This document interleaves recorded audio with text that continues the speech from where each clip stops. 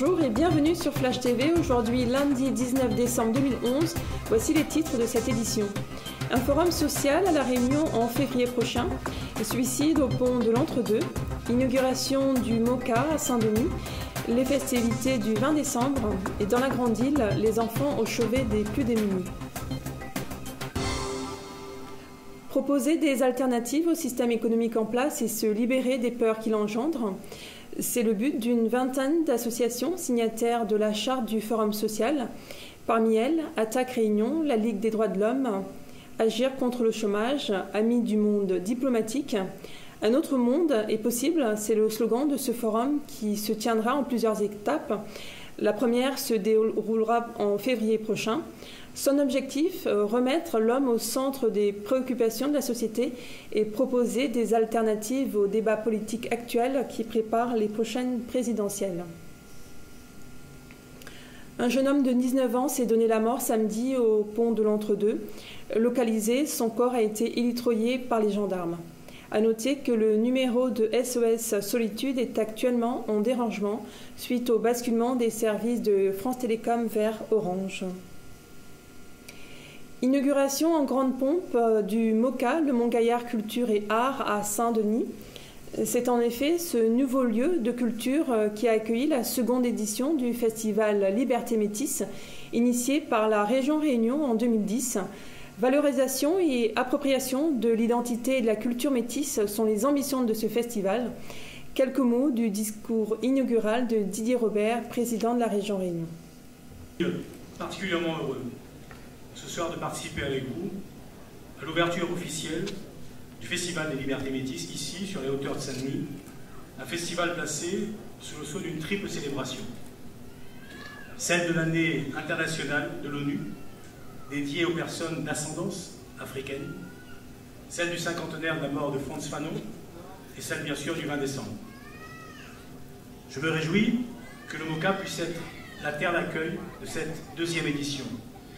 C'est aussi la première fois que ce site exceptionnel est ouvert au public après de lourds travaux de réhabilitation.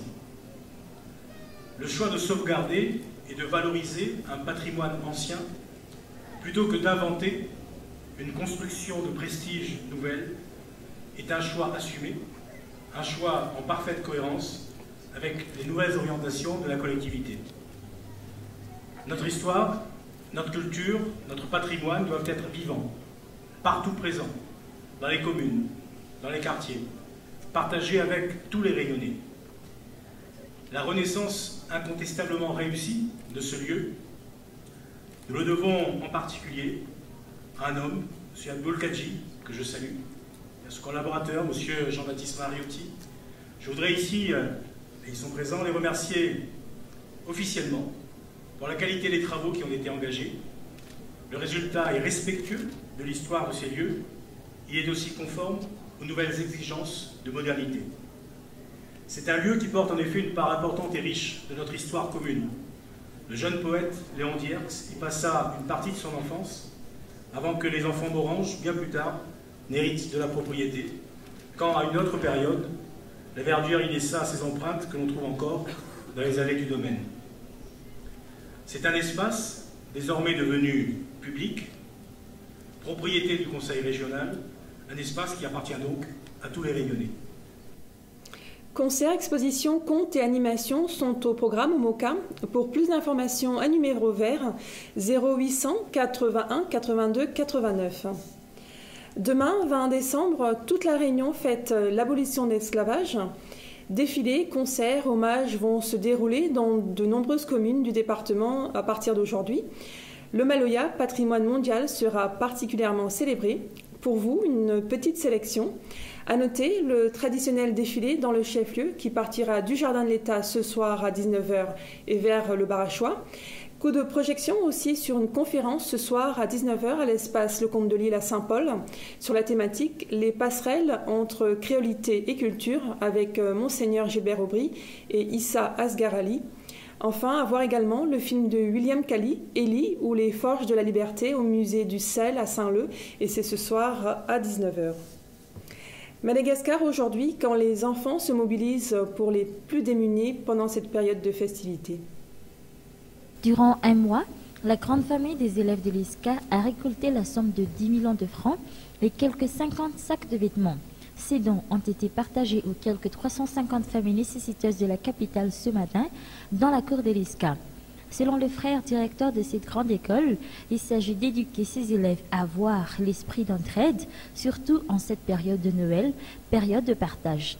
Cette année, la moitié de la somme récoltée a été utilisée pour acheter des produits de première nécessité, toujours à distribuer aux familles nécessiteuses, et le reste offert à une œuvre de charité.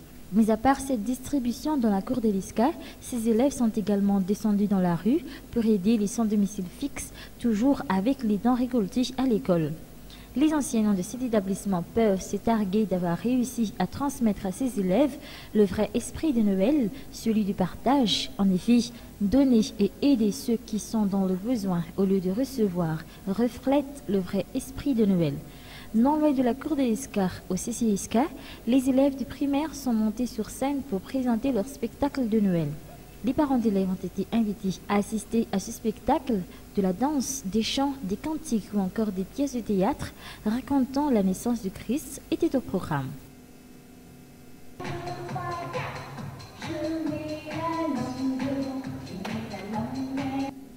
Et tout de suite, la page météo du jour. Un temps pluvieux dans l'île et des températures entre 26 et 27 degrés. Dans le reste de la zone, le temps sera plutôt gris et pluvieux également, sauf à Madagascar où le soleil sera au rendez-vous. Du côté des températures, elles s'échelonnent de 23 degrés à Madagascar à 28 degrés aux Seychelles et Mayotte. C'est la fin de cette édition. Merci de votre fidélité. Demain, 20 décembre, fête de la liberté. Très bonne fête. Je vous retrouve mercredi. Excellent après-midi.